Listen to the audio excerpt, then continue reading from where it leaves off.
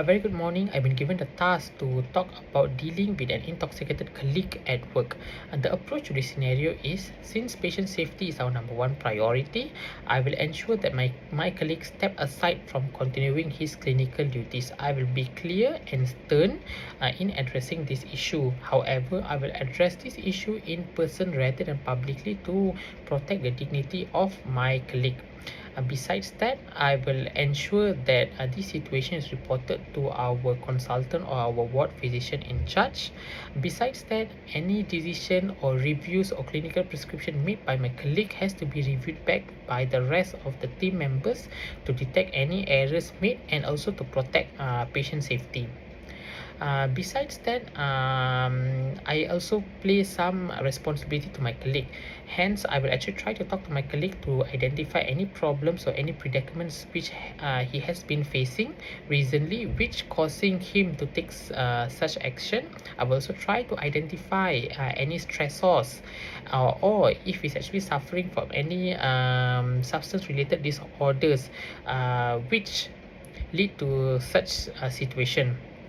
I will also advise him to take some time off, take a break if he's facing some burnout or some problem to get it sorted, and also to seek professional help, such as counseling or addiction clinic to help him to cope if he's facing addiction related disorder.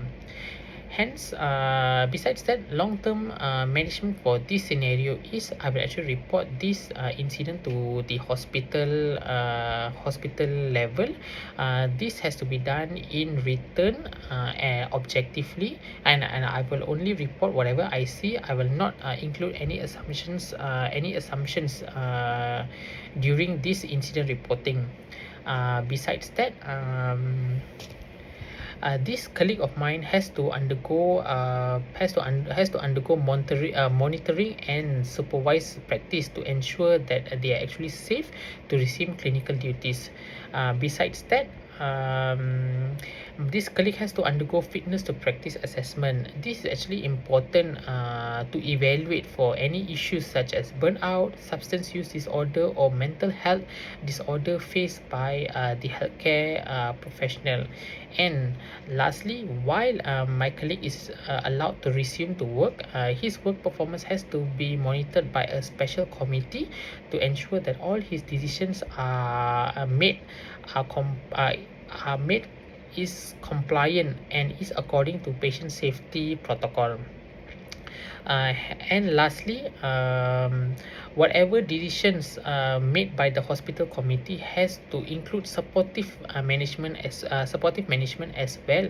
It is important to offer counseling, rehabilitation if needed, and confidentiality has to be maintained while dealing with such situation, and information is only disclosed to the relevant department or the relevant authorities.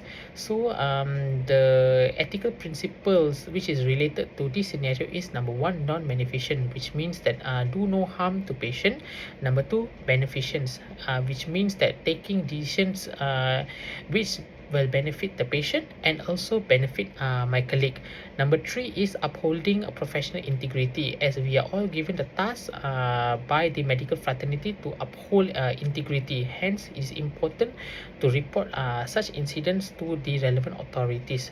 However, this situation may be challenging, as this involves dealing with my own colleague itself.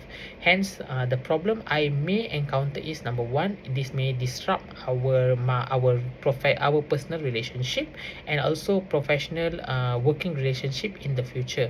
Number two, I may face some problems in reporting or escalating this issue in terms of identifying the proper channel, and also how soon that this situation be reported to the relevant authorities.